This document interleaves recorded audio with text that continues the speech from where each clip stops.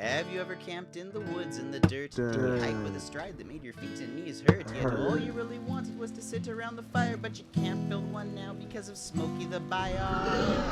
Give yourself a wine pour and join us online for the Least Haunted Campfire Club. It's the Least Haunted Campfire Club, so plug in your ears and cork up your gizzard and shut your eyes like the pinball wizard. It's the summer of 2022 and we got scary stories for you from a small coastal range in the mountains of California.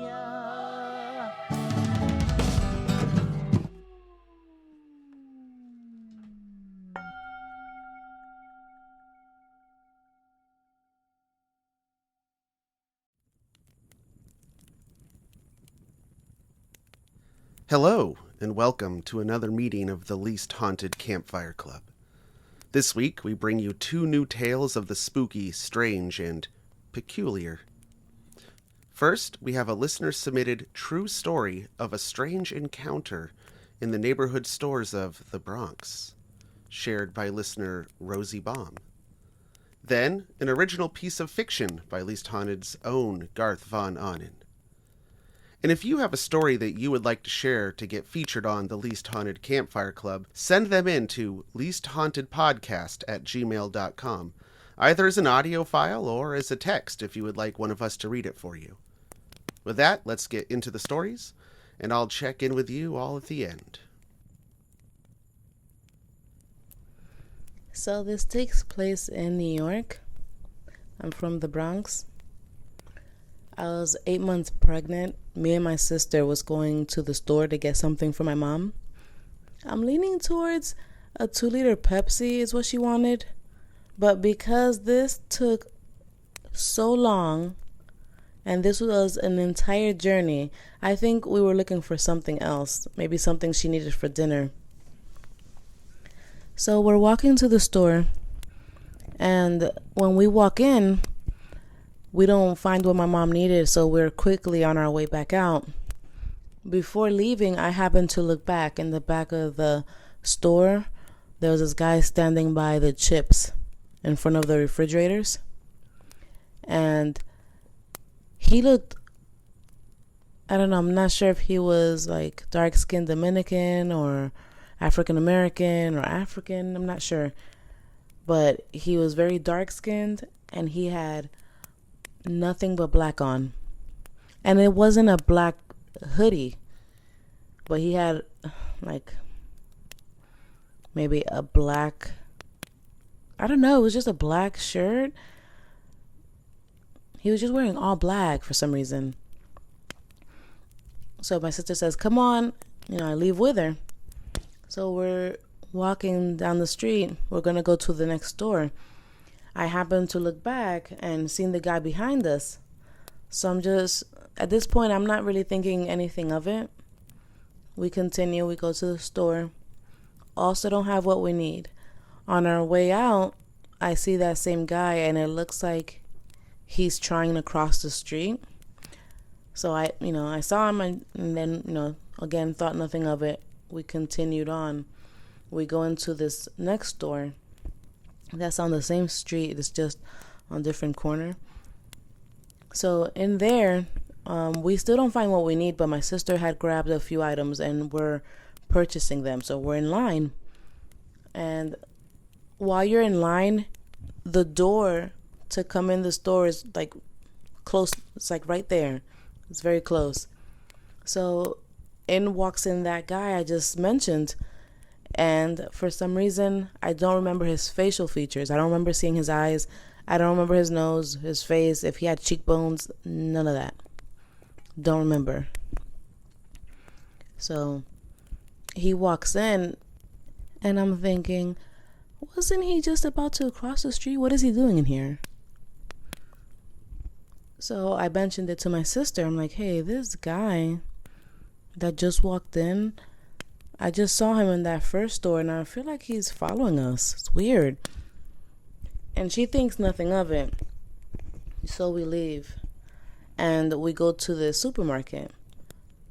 So in the supermarket, I try to take as long as possible because in my mind, I'm thinking, if he waits for a long time, he'll get tired and leave if he is following us, So we're in there and we're walking around, and my sister doesn't understand why I'm even taking this long. I'm explaining to her, what's going on, and she doesn't believe me. So again, for some reason, that supermarket did not have what we needed, and we had to leave and go to the next store. When we left that supermarket, I didn't see him. So I was just like, oh, okay, it worked. So we walk down the street into the store, the next store, which actually had what we needed and was the closest store to my mother's. It was right around the corner. So we really just went to all these other stores for no reason at all. I'm not even sure why we took that route. So we leave that store and we start walking towards the house. Halfway down that block, I turned around and I seen dude behind us. And at this point, I'm just like, okay, he's following us. I'm 8 months pregnant, so I'm just like, what the heck am I going to even be able to do? So I'm trying to stay positive. Maybe he lives on this street, but it's just, we already happened to pass 2 buildings that I have, I don't know any other neighbors. I'm not familiar with those 2 buildings. And the buildings that we were currently passing, I knew everyone. So I knew he didn't live, on this side. So, still trying to stay positive. I'm just telling my sister, hey, at the count of 3, I'm going to start walking faster. Okay, walk faster with me. She goes, all right. 1, 2, 3. We start walking faster, right? We start walking faster. We're walking, and then I tried to look behind us just to see, where he's at. He's walking faster, and he's right behind us. And I don't hear his footsteps. I don't hear him. I don't hear, his clothes moving behind us. I don't know. It was he was so silent, and I think that's what was more scary. So I told my sister, okay, this guy is following us. I said, in the count of 3, we're going to run. And she's like, okay, she's down. So 1, 2, 3, go. I start running. As soon as I start running, I seen that she's not. So I grab her by her collar and I'm pulling her and I'm running. I'm trying to run. And she's fighting me the entire way. Just not letting me save her life. I'm like, run. And she doesn't want to. So I had to make the difficult decision of letting her go. And I'm running at this point. I run all the way to my building. And before I even hit the door, I'm just like, I have to turn around and get her. I can't just leave her to get murdered. So I'm walking back. So in front of my building, there's a courtyard. So I have to walk through the courtyard, then walk to the next corner to see where my sister even is. So I start walking down the courtyard. And before I made it out the courtyard, my sister walks in, all calm, cool, collected, just calm. And I'm just like, why didn't you run? Why didn't you run? And she's just telling me I'm crazy. And that there's nothing, that I'm just crazy.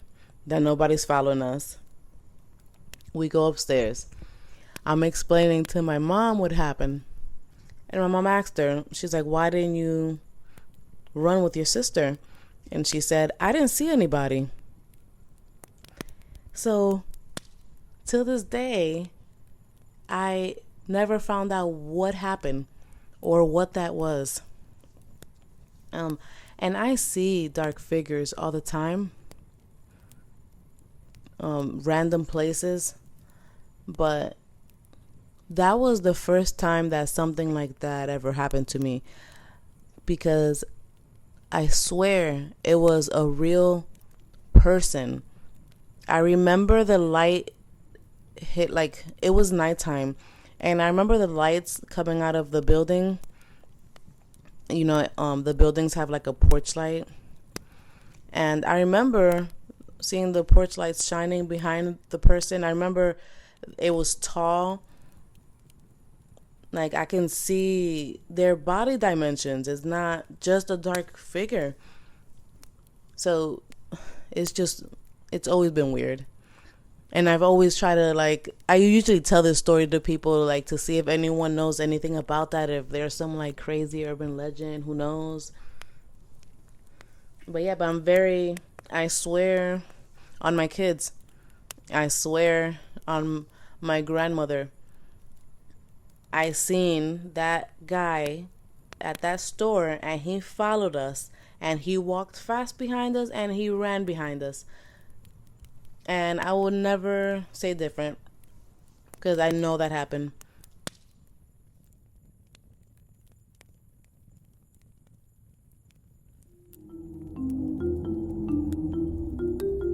Two new hoodoos. Mr. Ichabod Strathmore and Miss Gloria Derp spent their first 3 days of camping in the visitor center. Gloria wore a large straw sun hat, insect eye sunglasses, and a yellow shirt that had a cartoon sun printed on the chest. Ichabod looked pretty much the same, outfit-wise. Only one of them did the shopping. They were both sunburned after 3 days, even though they spent all of their time indoors in the visitor center. They couldn't get enough of the beautiful artifacts and the beautifully stuffed local animals and the beautifully conditioned air. Gloria's chief fascination was the available memorabilia. While Ichabod sat on a bench on his phone, Gloria hemmed and hawed over the various shot glasses, trying to decide which one to choose. This was an important decision. Having already explored the width and breadth of every other national park visitor center, the new shot glass would be the final shot glass in her national park collection. As an experiment, Gloria held the two finalists in her right hand. One, then the other, in 2-hour increments as she walked around and around the little museum that was attached to the gift shop. The finalists were a clear shot glass with a white engraving of a ground squirrel and a pewter shot glass with a red engraving of a hoodoo. She wanted to get the sense of how each felt in her hand. She even added water from the visitor center drinking fountain to simulate the weight and center of gravity when full of creme de menthe. Gloria was one of those people who puts her entire mouth on the fountain. She had oral welts. She tended to backwash spit into any container she drank from. Today she was having fun. In the corner, a young pale ranger was reciting her talk about how the hoodoos were formed. A small group of hiker families listened intently. Ichabod and Gloria were less attentive. They had heard the same talk yesterday. Consulting his phone, Ichabod did note that the ranger had plagiarized the Wikipedia article on hoodoos. This is what she and it said. Quote, a hoodoo, also called a tent rock, fairy chimney, or earth pyramid, is a tall, thin spire of rock formed by erosion. Hoodoos typically consist of relatively soft rock topped by harder, less easily eroded stone that protects each column from the elements. They generally form within sedimentary rock and volcanic rock formations. Hoodoos range in size from the height of an average human to heights exceeding a 10-story building. Hoodoo shapes are affected by the erosional patterns of alternating hard and soft rock layers. Materials deposited within different rock types can cause hoodoos to have different colors throughout their height. Ichabod sat casually and splayed out his knobbly pink body on a wooden bench nearby the speaker and her audience. He lounged there all afternoon, leaning against his backpack that still had the tag on it. He was looking up additional information about the native peoples of Bryce on Wikipedia. By now, he had memorized the 20-minute video featuring tribal elders of the southern Paiute, Hopi, Zuni, Uti, and Navajo peoples. Now he wanted more. Even though he knew it was impossible, he wanted to truly understand and inhabit the perspective of these original people.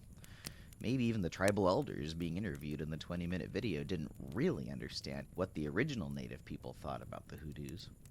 It had been so long since people had told those old stories and really believed them. Moving off script, the ranger continued to explain the relatively short lifespan of the hoodoo. Although this was the desert, thunderstorms would roll in and brought brief downpours, usually in the afternoon. The moisture from the rains would quickly evaporate except for in those little nooks and crannies of the rock face. At night, these drops of moisture would freeze, and in freezing they would expand a little. Over time, the cumulative work of generations of expanding Ice droplets would dig ever-widening grooves in the Hoodoos, thus giving them their distinctive and bizarrely organic clefts and wiggles. In addition, the little acid present in the rain from the thunderstorm was enough to, over time, erode the softer rock in the Hoodoos while leaving the other harder rock layers intact. This uneven erosion produced a jagged effect, like the collapsible flexing surface of an accordion held sideways and lolling open. Beat the accordion with a golf club and melt it a little and set it in stone, and you had a hoodoo. Some hoodoos looked like people. The ranger demonstrated the ease at which limestone erodes by pouring a few drops of lemon juice onto a small rock from her ranger bag. It fizzled mildly, and everyone oohed. From what Ichabod could gather, the Paiute, Hopi, Zuni, Uti, and Navajo peoples, or at least some of them, believed that the hoodoos were petrified humans who had done wrong. The done wrong bit of the translation was a little unclear. The ranger concluded her presentation. Also, be sure to keep an eye out for the benchmarkers. They are hidden along the trail. Bring back proof that you found at least 3 of them, and you will receive a special exclusive prize that you can't buy anywhere else. Again, I'm Ranger Tammy, and on behalf of Bryce Canyon National Park, I want to thank you so much for coming to the visit. Feel free to stick around and ask me any questions. This last bit of the speech was new information. As one, Ichabod and Gloria slowly turned and locked eyes with one another from across the room. They had a new quest, a special exclusive call to adventure.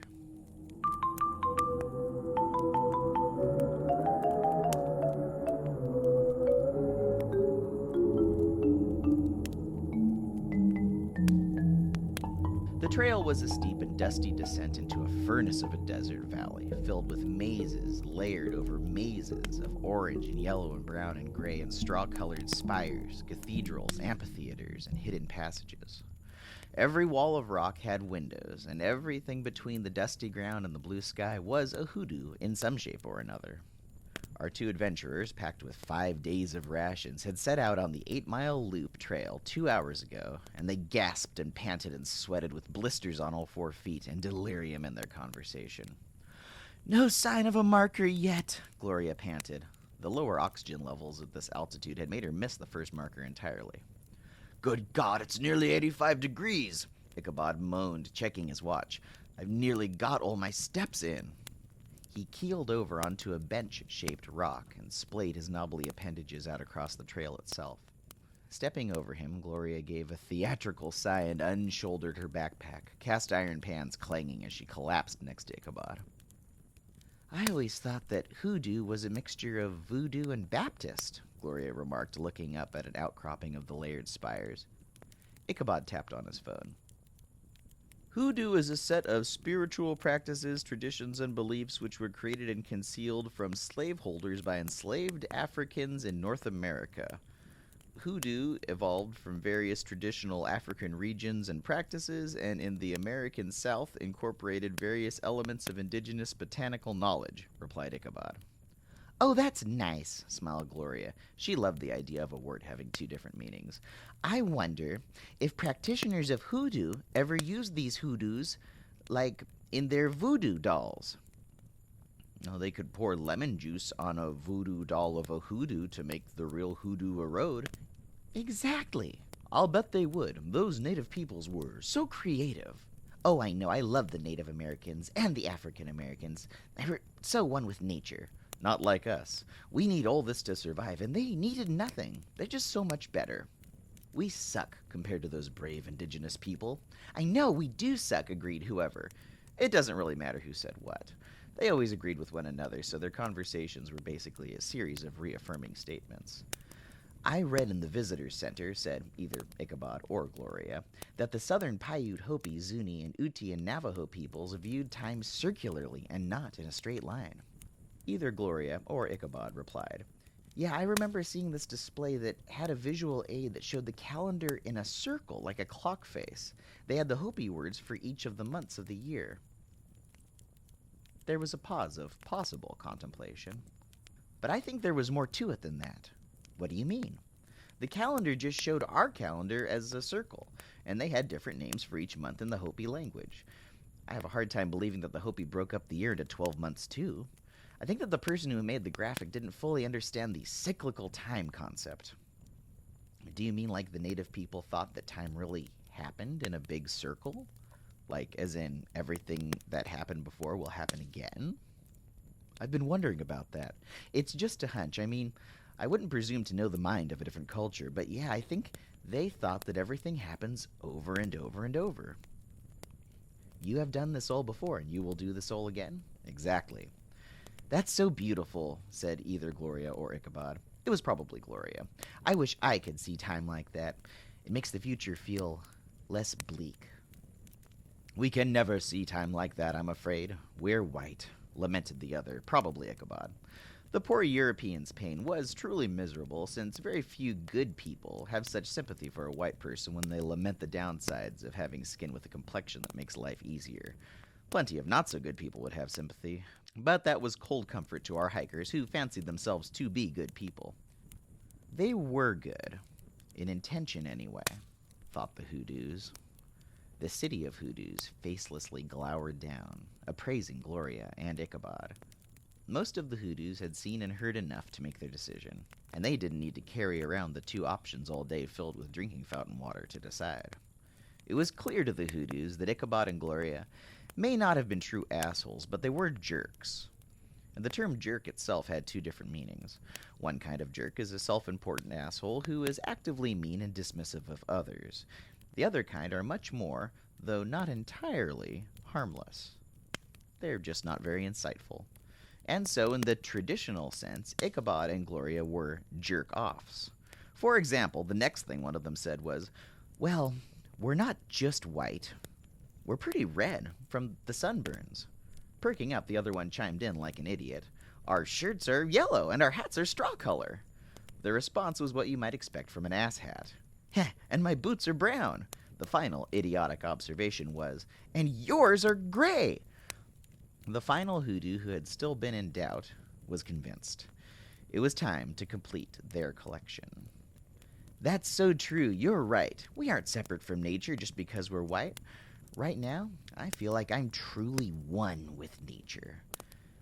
This was the response, and indeed the final words that the Hoodoos took note of from either of these dinguses. The other schmuck's final words were some sort of suggestion that they take a selfie. Heartened, our two wank-offs took a selfie in front of a pair of the most beautiful Hoodoos they had ever seen. The Hoodoos had large mushroom-shaped tops and looked pretty much the same stratification-wise. Beside them, the backpack full of pots and pans was sitting on top of the second secret marker. It stayed a secret.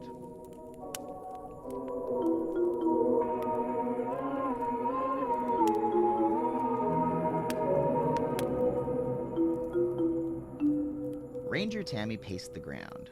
This was where the backpacks and the phone had been found. She held the recovered phone in her hand and looked again at the most recent time-stamped photo.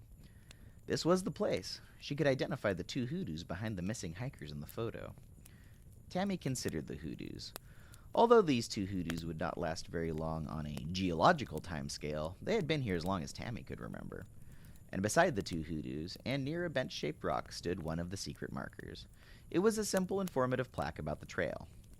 It said, "You have found the Navajo Loop benchmark, metal disc below, on the I Hiked the Hoodoos challenge, a way to stay healthy and have fun in your national park.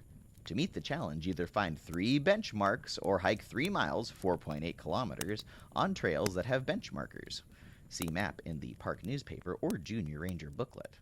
Bring rubbings of the benchmarkers or a photo of yourself with them to receive a small reward." Tammy couldn't say why she did it. From her bag of rocks and lemon juice, she fished out 2 large stickers. She placed them and a shot glass at the feet of the Hoodoos that had not always been there and that would not always be there. Tammy had the sense of permanent impermanence as she worked. She felt that she had done this all before and would do this all again, even though she never had and she never would. Many, many decades later, when the earth healed and there was peace and prosperity all over the planet, a new marker was placed in front of the 2 eroding Hoodoos. This new marker had a poem. It went, "Here stands Mr. Ichabod Strathmore and Miss Gloria Derp. Each imbecilic notion they noted made Hoodoos' heads hurt. See here how two petrified bodies in fact both flatter two turds, since hoodoos have the good sense to never speak in words. Back in the present, Tammy poured some lemon juice into the shot glass. She then stood up and walked back to the visitor's center. No one ever looked into the missing hikers after that, before their story became legend. It was a common enough thing to happen. The two large stickers beside the shot glass were the small reward, the exclusive reward. The shot glass itself was one of the two shot glasses that Gloria Derp hadn't quite decided on. It doesn't matter which glass Tammy left in tribute. Either of them could hold one shot. And that was Two New Hoodoos, which is a story that I wrote after I went to Bryce.